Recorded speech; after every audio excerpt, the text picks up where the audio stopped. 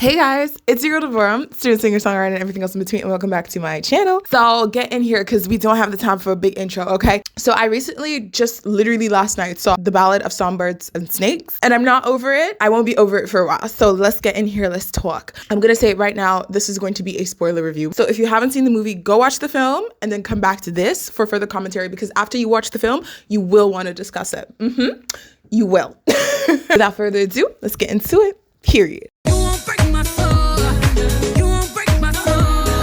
I'm going to briefly talk about the things that happen in the film and the comparison with the book. If you guys want the recap of what actually happens in the books, you can watch part 1. Part 2 will be coming later this week. And after that, I'm also going to talk about the things I missed and liked/didn't like. So part 1 focuses on Snow becoming a mentor for Lucy Gray in the games, and also how that kind of builds up. Basically, it's the first out of 3 acts in the film. And it builds up on the character of Coriolanus, his family, his life, his living situation, and the fact that his family doesn't have any money, but he's just pretending because of the Snow name, right? All this I covered in my recap. One of the few things that I definitely did like is how the movie was split into 3 parts. It stays true to the books, which I really like. That was a lovely detail. The movie first starts out with Snow and Tigris sort of briefing on the war that was between the capital and the rebels. The one thing I did like is that they definitely touch a little bit more on Coriolanus's father, who, like, because in the books we don't really get much besides like his father was like an officer or a commander or something, but in the movie they actually give it a little bit more depth, in which they discuss that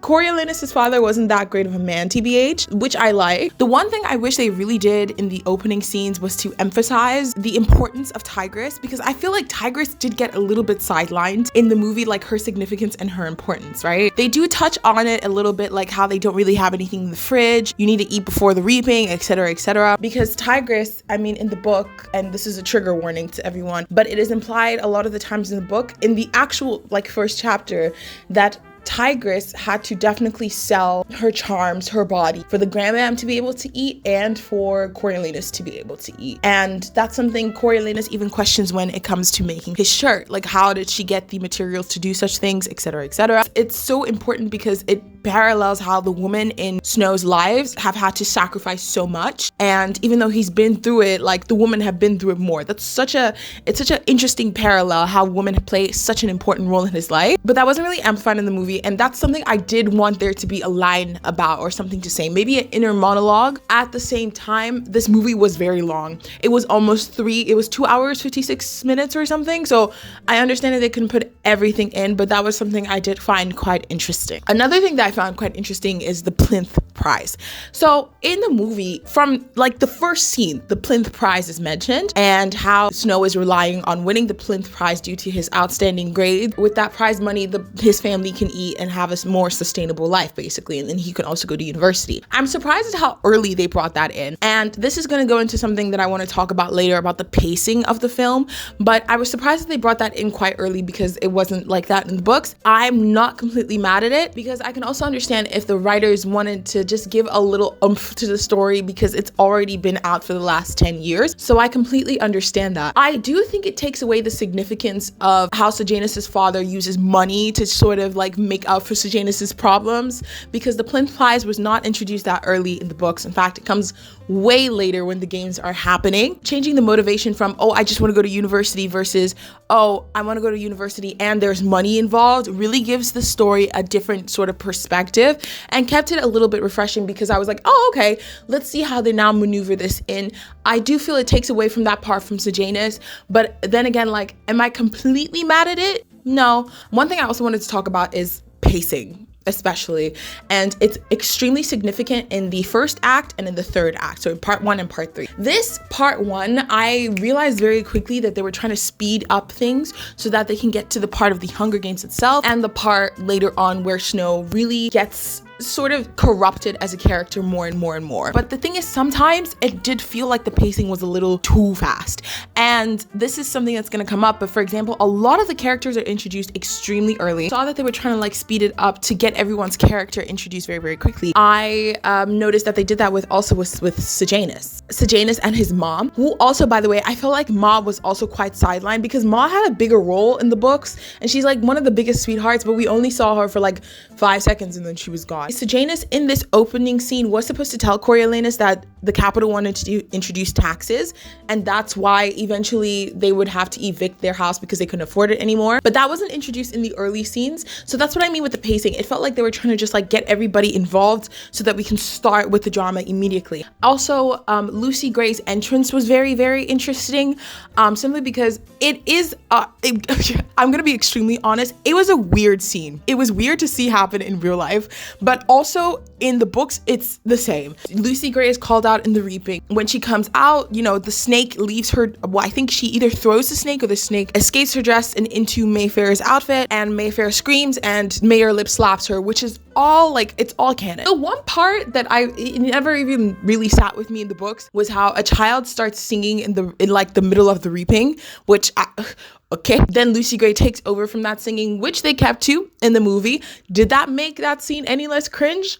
No. One thing I also picked up on was Lucy Gray's Southern accent, because she's Covey. It gives her something different. It gives her something interesting. It's not really criticism, but it's something I noticed, is that when Rachel Zegler like tries to imitate that like Southern accent, sometimes with her facial movements and with like the bottom of her jaw, it becomes very evident that a Southern accent is not very natural to her, and that's okay. I can't like necessarily judge her on that, but sometimes it was a little noticeable. But honestly, like, kudos to her. I wasn't mad about her performance. I thought it was good. There are some moments where I was like, okay, but we'll get onto her performance and Lucy Gray herself later on. One thing that I do have a controversial opinion on, and you guys can let me know down in the comments, I do feel like Lucy Gray's portrayal, while like, again, they're trying to keep it fresh and, you know, trying to modernize it a little bit, I did feel that Lucy Gray in the books had more mystery than the Lucy Gray in the film. I don't really know how to explain it, but sometimes I did feel like they were trying a little too hard with the badassery when it comes to Lucy Gray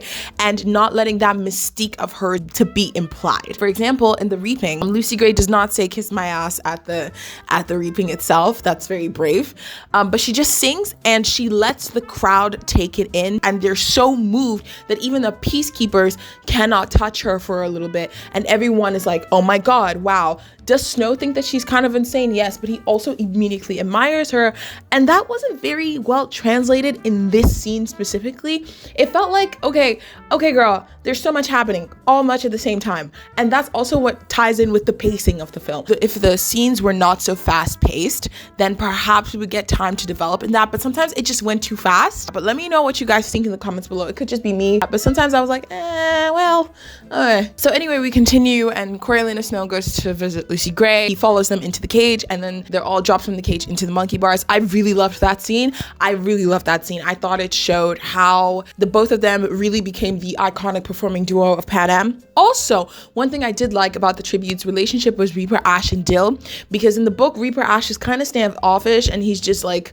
really brutal, but here it showed that he is still a kid, even though he had to grow up in a sort of adversive environment. But his relationship with Dill and that kind of like sisterly brotherly bond was really hurtful to see dissipate eventually in the movie. But I loved that they gave the tributes more things to do and more things to say, so I definitely loved that addition. I do definitely wish that they gave more mentor meetings, and I'll explain why in a bit. So in the movie, they all like are sitting in this like circular build thing situation, I don't know what to call it, and they're all discussing the games and what could be added and what could be added to make people want to watch the games.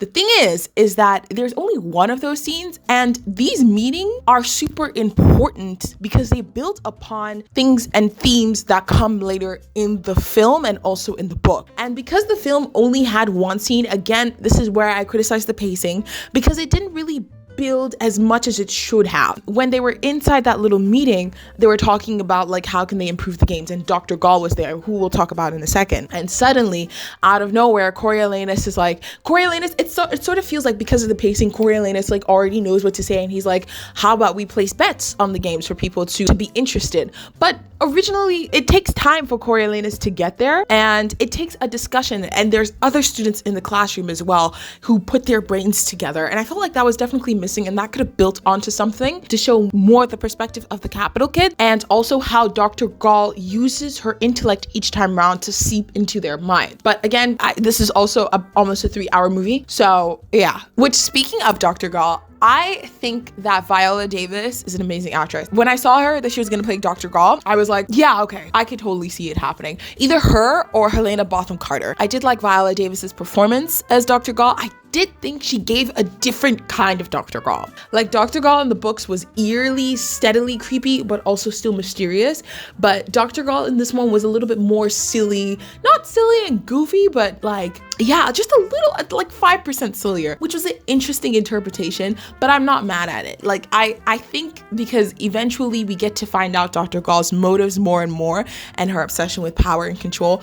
And so they definitely took a different angle with Viola Davis's performance, but I still loved it. And the one eye that's a different color from the other eye, because that wasn't like, you don't get that much description on Dr. Gaul's physique. So I think that was also like an interesting interpretation. She's still creepy nonetheless, so she's done what she needed to do, and that's on period. But I did think it's a different interpretation of Dr. Gaul. Also, one person I quickly wanted to give a shout out to that was also sidelined in the film, again, I think it's because of pacing, was Clementia. The actress who plays Clementia, stunning, gorgeous, beautiful, period. But the way the film was, it made Clementia seem like an ultimate brat who wanted to take Coriolanus' side only because he was known as a Snow. But that's not fully what Clementia does in the books. She wasn't trying to like take all the power and recognition from Snow, because in the film, when Snow makes the assignment that Dr. Gaul, or like the proposal that Dr. Gaul asks for, Clementia in the books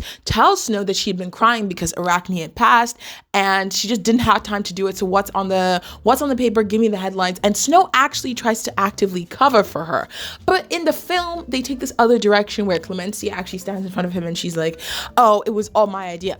No, I don't know how I feel about that. And also the reason that I feel a little bit weird about that is because Clementia's story ties into the games, and that's not really addressed in the film. And I'll also talk about it in the games, but basically Clementia, after being bitten by the snakes that Dr. Gaul makes her put her hand through in the little like aquarium tub thing, Clementia not only goes to the hospital, but eventually has some extremely bad side effects that causes half her body to turn into like a reptile's body, which is insane, and it freaks out Coriolanus, right? Because of the fact that she has to be isolated because she got bitten by these snakes, nobody is able to visit her in the hospital, and she is not allowed to see anybody either. So she thinks everybody abandoned her in the hospital, but the truth is, in real life, nobody knew what happened to her, not even her parents. When she gets into the games, she punishes her own tribute in a weird way to get back at Coriolanus, because she feels like Coriolanus abandoned her. That really affects the tribute Reaper Ash later in the Hunger Games. My boy Reaper deserved a little bit more mention here, because Clementia in the book starved Reaper Ash for a very long time. We're gonna get into the part of the Hunger Games in a little bit, but I just wanted to discuss that. Okay,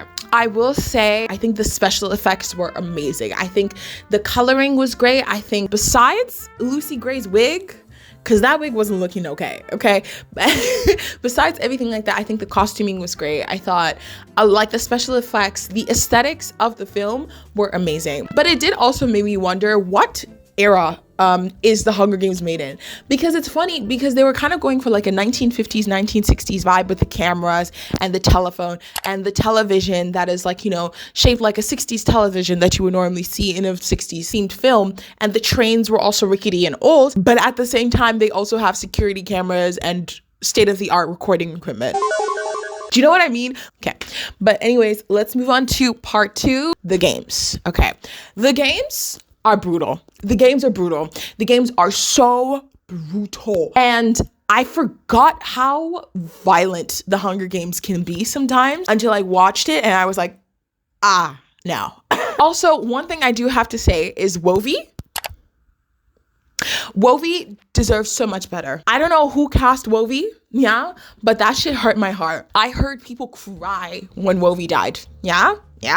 Whoever did that, illegal. Lamina, also not being the straight up killer like she was portrayed in the books, really added a layer of depth and understanding, because man, that shit had me crying. It had me crying. I won't lie to you. But the one thing I also did like is that they fleshed out Coral, because Coral, Tanner, and Mizzen were the most brutal in the books, and the fact that they gave them roles, I really did like that, and there was more interaction between them. The one part that I didn't like was when Sejaynus snuck into the arena. Dr. Gaul confronts Coriolanus about Sejaynus sneaking into the arena when he was still at Heavensby Hall. I thought that was an interesting choice. Originally, Sejanus's mother actually shows up to Coriolanus's home and meets the grandmam and Tigris, and then they're like consoling her because she can't find her son.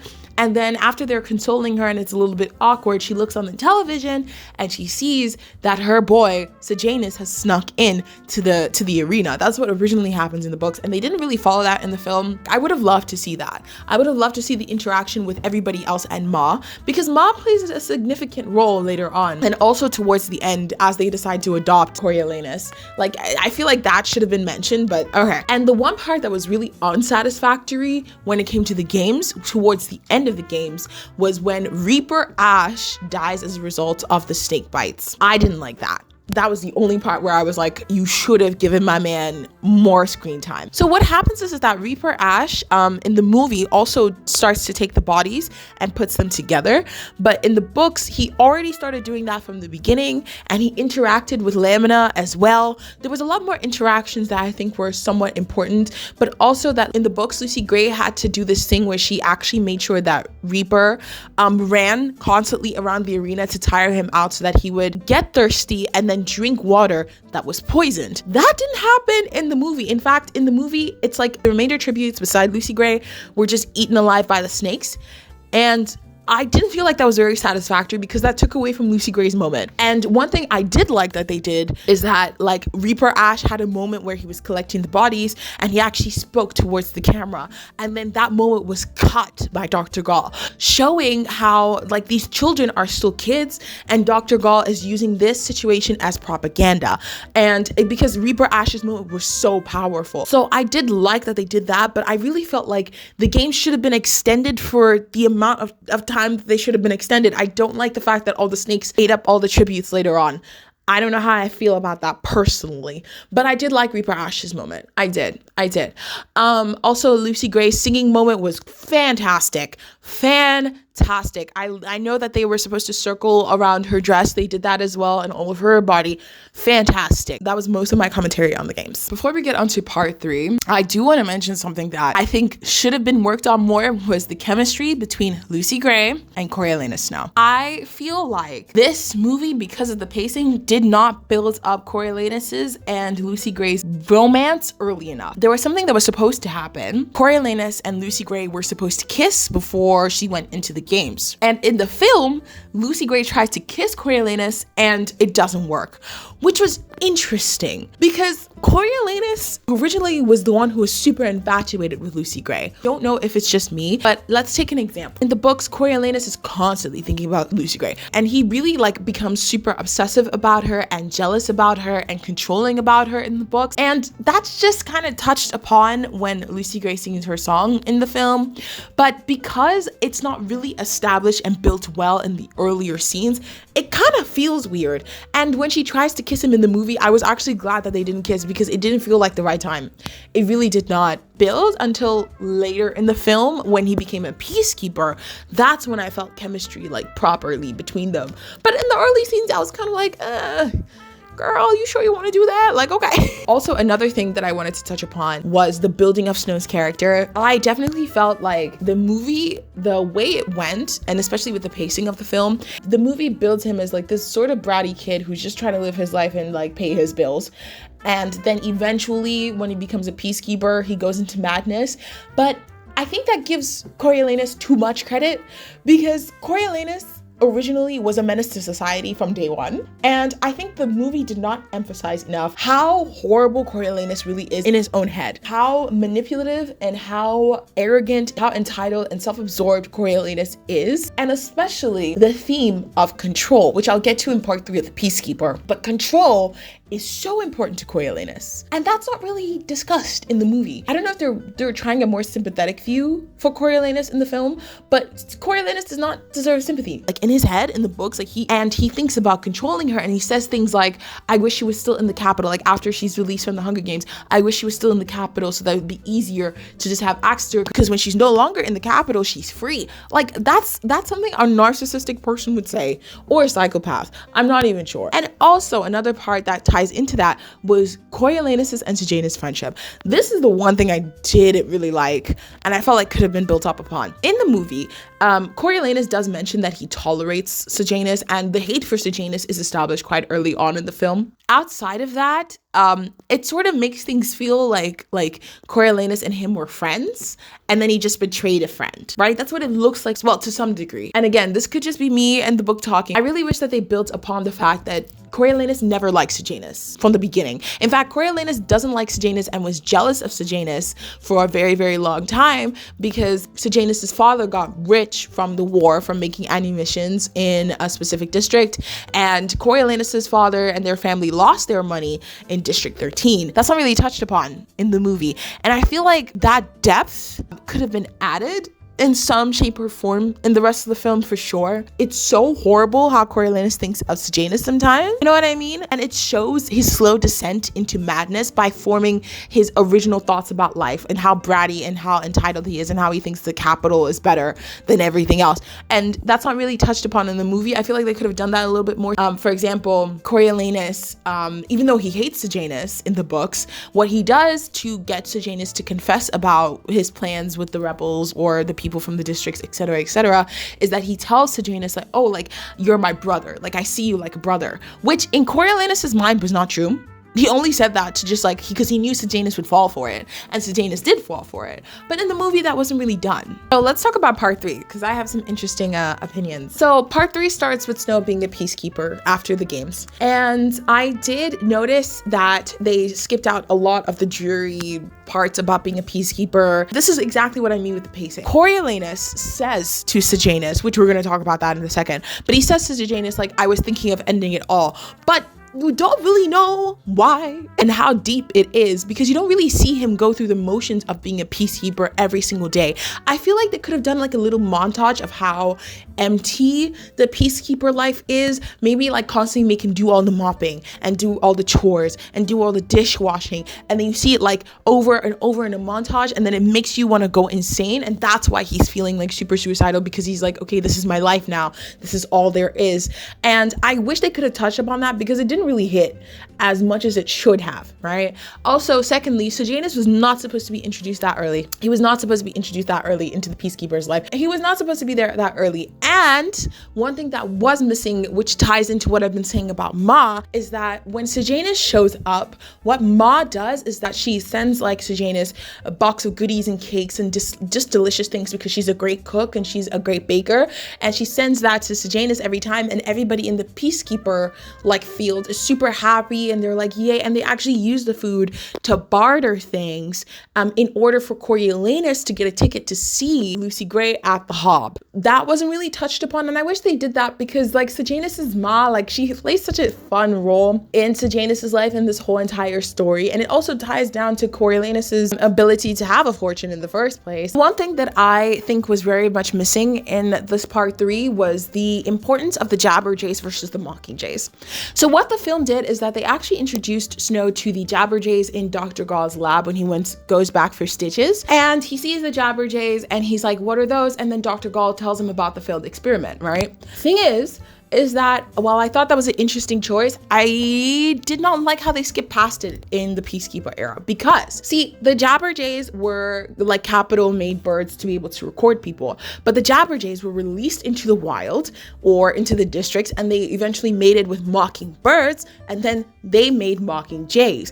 Mockingjays cannot repeat the sounds of words, but they can repeat like harmonies and like song, basically, while Jabberjays actually just record people. In the books, one of the things that shows Snow's descent to madness with symbolism is actually the symbolism of Mockingjay, because the Snow does not like the Mockingjays. In fact, he hates them so much that he asks the commander to make them target shoot practice, because he hates them so much, and Lucy Gray doesn't agree with Coriolanus on his hate for the Mockingjays. And the reason that he hates the Mockingjays in the first place is because they are not controlled, because they are like a mix between the Mockingbird and the Jabberjay. Snow doesn't like that because it feels like it's an abomination and that's out of control, and that ties into his constant need for control, which turns him into the fucking psychopath that he already partly was later in the book. And that symbolism could have been more powerful for sure, because Snow really hates Mockingjays, really hates them. But in the movie, that wasn't really touched upon like that. They were just used as instruments later on.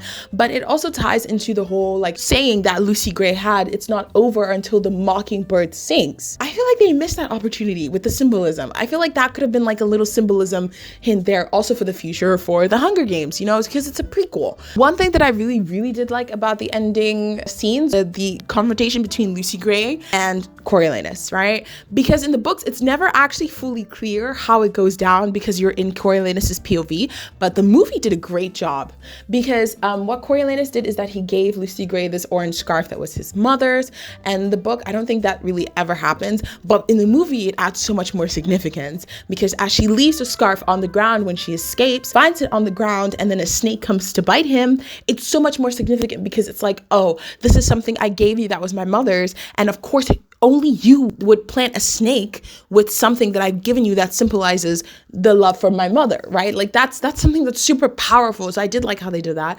And I like how they showed the slow distrust between Lucy Gray and Coriolanus, especially when he finds the weapons and they have that little like tension moment and you know they're both lying to each other. That shit was great. That shit was everything. I loved that. That was really good. And I loved how they like played with the illusion of Lucy Gray, how like we saw her figure and her silhouette. I loved how they showed her silhouette, but then there was no body. That was so good. Mwah. Beautiful ending scene. Love that. All in all, I thought it was a great film. I'm definitely gonna give it a 7.5 out of 10. Let me know what you guys felt down in the comments below. Also talk about the things that I didn't mention because these are all just my notes. If you guys have any more comments, let me know. We can discuss it down below because I am not over this film. I don't think I'll be over it for a while. I will see you guys in the next video. Also, I will be dropping the recap part 2 very soon. So for everyone who wants to like watch that and you don't have access to the audiobook, you can watch that. Let me know down below in the comments what you guys would like to see from me. And that's it from me. Okay, bye.